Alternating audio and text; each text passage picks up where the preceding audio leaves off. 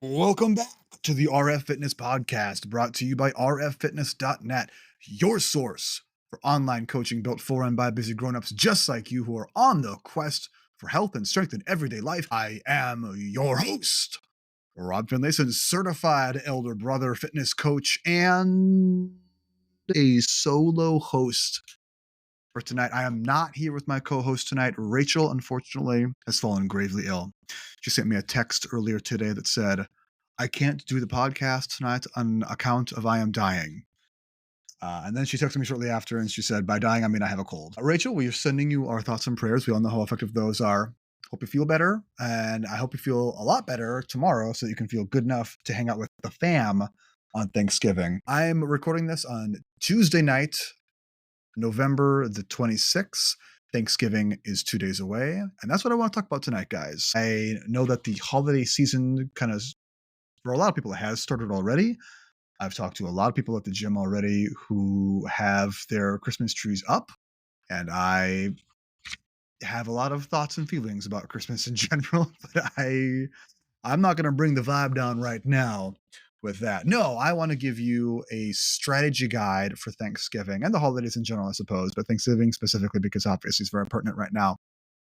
I have 5 strategy pieces for you guys, and I have a Black Friday Prima strategy guide to jump in with you guys after that. So I'll see you after the jump, and we'll get into it.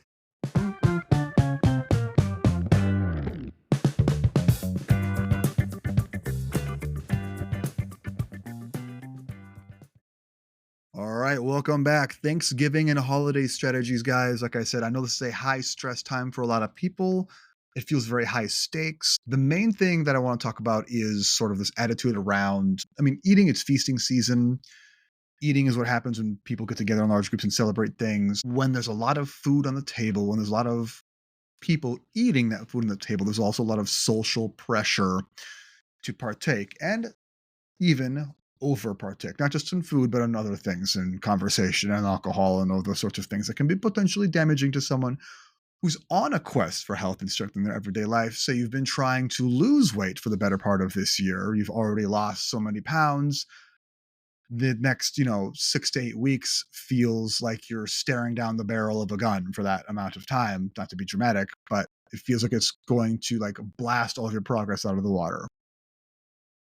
To avoid spiraling, guys, and from the accrued 12 plus years of experience I have in this field, I have a couple strategy guide for you. Tip number 1, strategy number 1, enjoy it. I've talked a lot about how I want our fitness to be something that elevates and improves your quality of life, and that your quality of life needn't be dependent on your fitness adherence. We'll say that. So I don't want you to feel like you're having a better or worse time based on whether you got a workout in. You might feel better or worse depending on whether you got to work on, but I don't want your your sense of self-worth to be tied to that. I've talked about this so much already on the podcast. Same thing goes for what you're eating. If we're on a specific diet, if we're following a specific plan, I don't like to use the term cheat day or cheat meal, whatever, because you should never be cheating yourself. You're not cheating by eating food. You need to eat food, and you should eat food every day, usually more than once. But this is a special occasion, Thanksgiving and all the holidays, and you should enjoy that. Better life through fitness does not come at the cost of the enjoyment of other things. Like I've said before, fitness exists to improve your life. Your life does not exist to improve your fitness. That's a backwards. But I feel like we get this confused a lot. Again, I've said this a million times, but I think it bears repeating.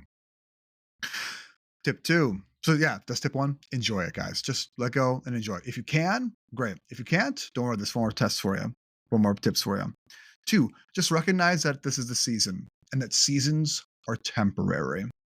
'Tis feasting season, adventurer, all right? This is a time to sit down. This is a time to rest. Fall was crazy. Summer was crazy. Now is a time to hole up in your den and pack on some calories and eat some comfort foods, man. Look outside. Look outside. It sucks out there, man. It's so cold. It's dark at 4 o'clock. It's stressful as hell. You know what's not stressful? Is eating apple pie Man, that's awesome. And this is like there's like a whole like 6-week season here where it's just like, I can eat pie for breakfast. And it's like not really that weird. Not that I should think it should ever be weird to eat pie for breakfast. I personally love breakfast pie. But like, it's a season. And here's the thing, you lean into it right now in January, that season is over. Now we're a new year season. It's a whole new thing. It's a whole new vibe. It's a whole new year, new me kind of thing. Right now is the time to, I mean, overindulge, I guess might be the terminology that we throw around sometimes. But I feel like that calls that particular, I'm super particular about language if you can't tell.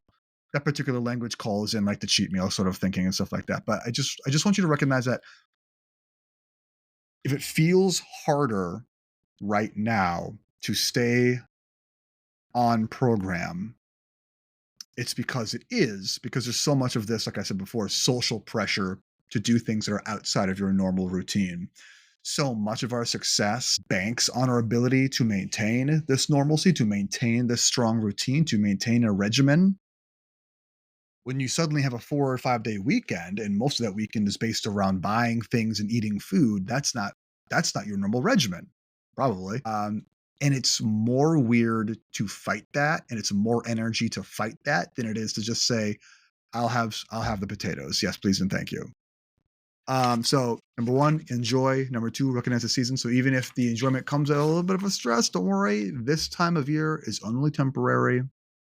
This too shall pass. Number three, this is my favorite one. Number three is to use it, guys. Use this season to your benefit. Don't think of it as, oh my gosh, I'm going to be eating so many more calories in these next 6 weeks. I don't know what I'm supposed to do with my program. No, no, no, no, no. These aren't excess calories. This is a surplus of fuel, my friend. A couple years ago in 2018 to 2019, 2018, I think it was, that winter, I ran my first iteration of the Swoller Express, which was this like November to early January program that I ran for myself and a couple of other clients, where we just like really leaned into eating a bunch during this time of year. And then we just lifted like crazy. I used Dan John's Mass Made Simple program, which the math you can look up for free online. If you can buy the book on Kindle or something like that, I highly recommend it. It is not expensive. The wisdom held within is really good. It's changed my game a lot as a coach and a trainer. I love Dan John's writing. I love Dan John as a coach and as a personality. He's a great guy to listen to. He's got a podcast. Highly recommend you look him up. Mass Made Simple. Anyways, it's basically like you go in like so many days a week and you do like super high volume squats, super high weight bench press, and then a bunch of barbell complex as well. And then there's some other things in there for like your shoulders and your core to sort of play with it. But he built the program around like getting a high schooler or a college football player as huge as possible in as short a time as possible. And something he talks a lot about in that book is just like take what you're eating regularly, make that like 50% protein, and then eat like 2 or 3 peanut butter jelly sandwiches in addition to that during the course of the day. Then do the lifting program. You'll get enormous. And I followed this program for the first year I tried it. Dude, I got freaking swole. I got yoked AF. I had bench press totals that year I didn't think I was physically able to do. I hit my lifetime PR on bench press was 245 for 2 reps. I've never done that. I haven't done that before. I've certainly not done it since. But that's because I was the program and I was eating so much and I just got thick as hell. And honestly, even now, so many years later, I feel like the gains that I made during that period are still paying off this far down the road. Because, like I've talked about in previous episodes, when you build muscle, you are building a house. That is a foundational amount of muscle, is a foundational amount of strength. Use it, guys. Lean in and use it. I love leaning in. Speaking of which, number 4 is lean in. Lean into the season. This is very related to number 3, to using it. But I want you to focus on plate economics, we'll call it. This is for my min maxes out there, for my optimizers, for the people who like to gamify everything. I'm going to give you a Thanksgiving Day challenge, Thanksgiving Day meal challenge. You get one plate looking for 30% protein, 40% carbs, 30% fats. We're looking at 1 or fewer alcoholic drinks. We're looking at 1 dessert, 1 serving of dessert, not 1 whole pie, 1 serving of pie. Garfield the cat. So choose wisely. Choose wisely, warriors. That's 1 plate. Hit those macros.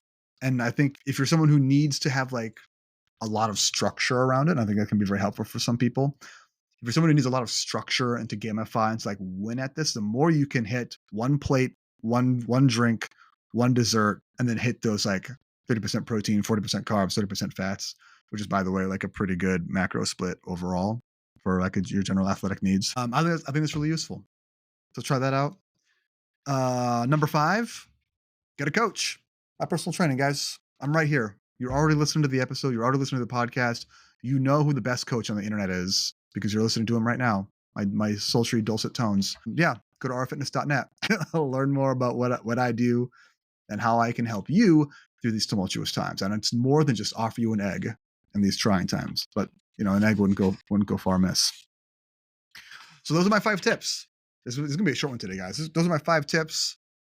Just to review: 1, enjoy it. 2, recognize the season and that it is a season, and seasons are temporary. 3, use it. Is Solar Express. Ask me about that for more details.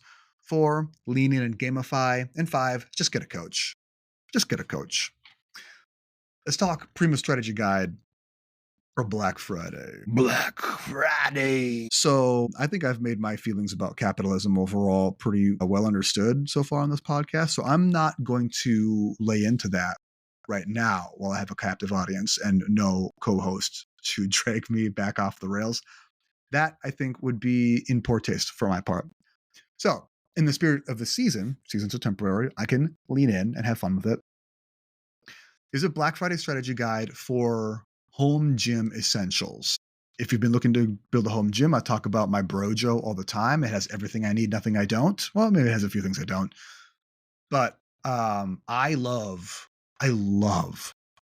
being able to work out at home, not having to go to a gym, not having to wait in line, not having to share equipment with anyone, not having to feel awkward about, is this guy gonna get up in my space because I'm sitting on the bench or whatever? It's my bench, bitch. I sit here whenever I want, as long as I want. It's the Brojo, dude. So if you want to start building your own personal Brojo, here are the things that I would recommend in order of priority. And I have what's here? 1, 2, 3, 4, 5, 6, maybe 7 things, 6 or 7 things here. First thing I'd recommend getting, is gonna be surprising to you, is a foam roller. Actually, a high density foam roller. You can get them and they're like 18-ish inches or like 14-ish inches or something like that.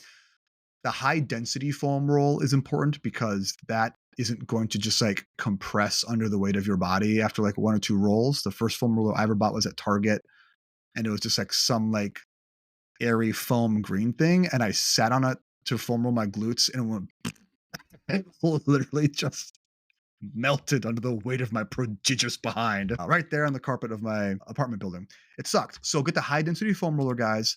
The reason I say that's the highest priority over anything else is because if you're looking for like strength and cardiovascular training and you're just getting started, you can do that stuff with body weight, no problem. Or with like found objects at home, no problem. You can get just, if you think that's not enough, do 100 squats and 100 push-ups right now and tell me that means nothing. Like that's effective strength training, okay? High volume stuff.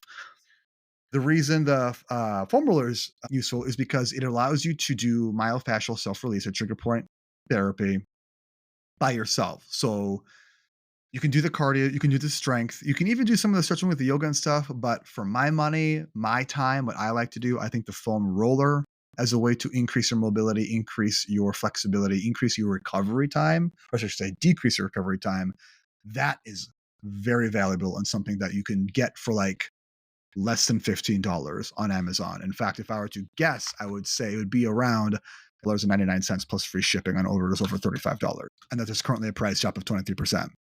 Just off the top of my head. Second highest importance is, now it's not surprising, the kettlebell. Yes, the kettlebell. I finally said it. Hold on. I'm hydrating with Guinness tonight. Kettlebell sizes are going to vary depending on where you're at and who you are. Very generally, I have some recommendations. If you are someone who has never touched a kettlebell, if you're someone who's never really done weightlifting at all, and that buying this kettlebell is going to be kind of be like your first really serious foray into resistance training.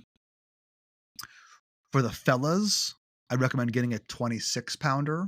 or 25 pounds. For the ladies or the smaller framed people, 16 pounds or 15 pounds. These numbers are different because if we're doing like the 26 pounds or the 16 pounds, those are the ones that are going to be measured in kilograms.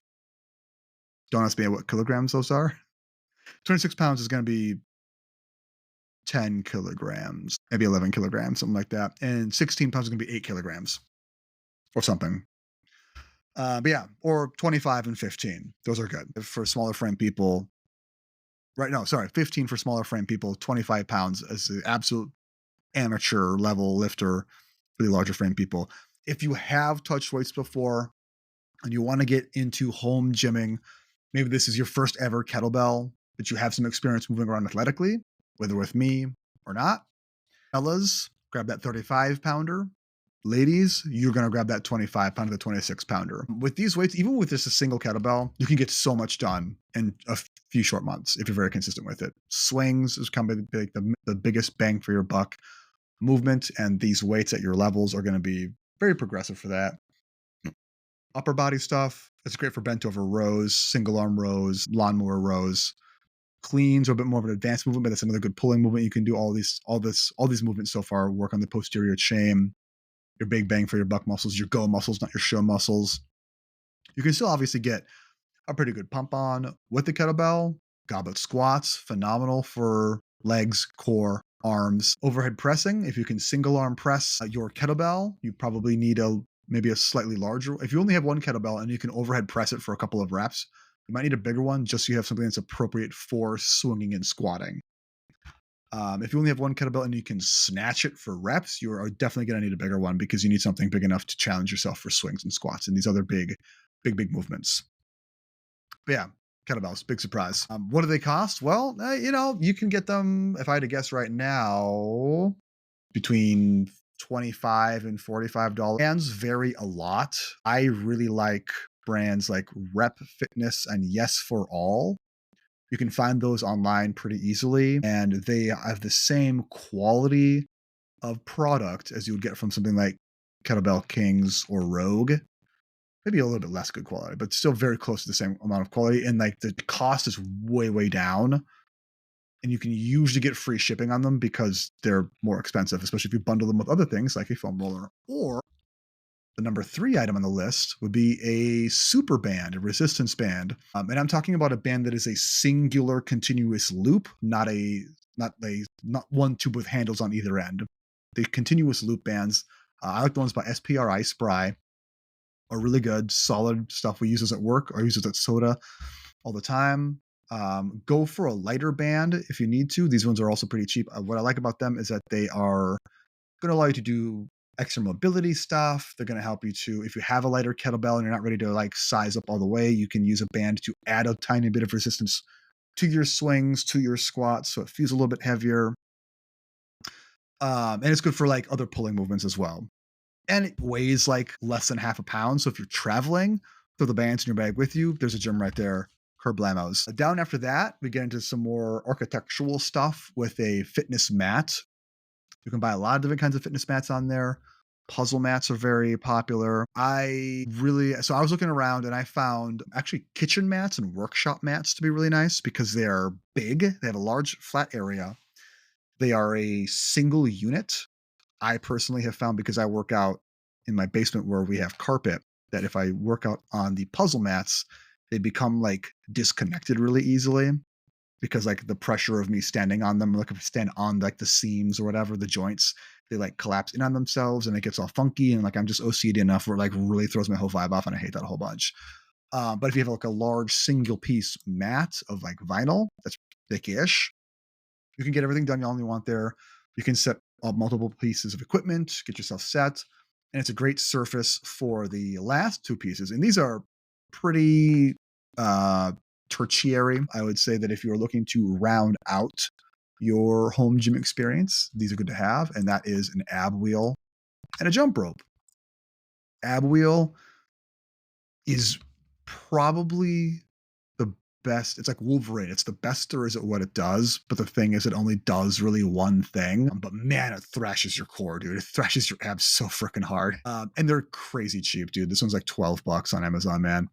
And then jump rope, any size. You can even get the ones that aren't like a rope, like they have like little weights on the end, so you can simulate jumping rope. For what it's worth, I would rather have a full jump rope than a weighted jump rope simulator, because the point of the exercise, to my purposes, the point is not to flick your wrists and your arms around to make your hands tired. It is to need to jump in rhythm. And I like skipping or jumping rope as cardio because it checks so many boxes. It's like impact, it's plyometric, it's creating an absorbing force with your lower body. There's rhythm, there's timing. Because of that, there has to be breathing that's involved. When you get breathing involved, it's obviously going to be cardio. And there's like, you can scale it up or down to like your level, to your intensity, whatever you want, really, really easily. You can do like kids in the playground, like skip, if that's where you're at when you're first starting out. And then, dude, just look up on like TikTok or whatever, just like these like jump rope, these fitness jump rope people, dude. It's like all they do, and they're crazy repped and they're crazy fast. It's objectively impressive. I'm not gonna lie, it's very cool. But yeah, that's it. Main things on your home gym starter kit: foam roller, kettlebell, resistance band, a mat, maybe a foam roller, maybe some jump ropes, and that'll be it. You know, if you only want the kettlebell, I'd say get one, then get another one of the size up or size down. Get a pair later on. I have a whole schema in my brain for like how to progress your kettlebell collection, your arsenal, we'll call it that. That's just a cooler word, but that's a podcast for another day, guys. Yeah. So, anyways, yeah, everything that I'm reading off of here has been off of an Amazon wish list, the home gym starter kit. I will link it in the show notes, in the description here of this episode, so you can take a peek at the precise products that I'm looking at and talking about, so you can see exactly what I mean. And if you want to take advantage of a Black Friday deal, you can do that. I'm not an affiliate or anything. I don't get paid for this, although dang, I wish I did. But this is just me trying to get you guys, on the right track for a good deal. I think that's gonna be it for tonight. I want to take this opportunity to say that I am very thankful that I've been able to have the opportunity to take something that I love, coaching and fitness and working out, and I've been able to spin that this year specifically into podcast and a way to connect with my sister and a way to reach out and help more people. I rebranded early this year away from the D20 athletics thing into RF fitness because I wanted to be more approachable and to be able to reach more people. And I think I've done that so far this year, and I feel really, really good about that. But like, that doesn't matter unless you are interacting as well, unless you are listening, unless you are getting your eyeballs on this, unless you are saying like, yes, I accept you into, my sphere, whatever. So thank you, guys. Thank you. I couldn't do this without you. There wouldn't really be a point to it. I just want to be able to spread me and Rachel's weirdness a little bit further each week. I hope you guys have an excellent holiday. This has been the RF Fitness Podcast. If you are ready to begin your quest for health and fitness, you can head to rffitness.net. Say it with me. That's rffitness.net. You can scroll all the way down to the bottom of that big green page and hit join the party to jump into our Discord server for free. Our theme music, if I edited this correctly, is Funk AF by Everet Almond, distributed by YouTube Studios. Thank you guys for listening, and as always, keep questing.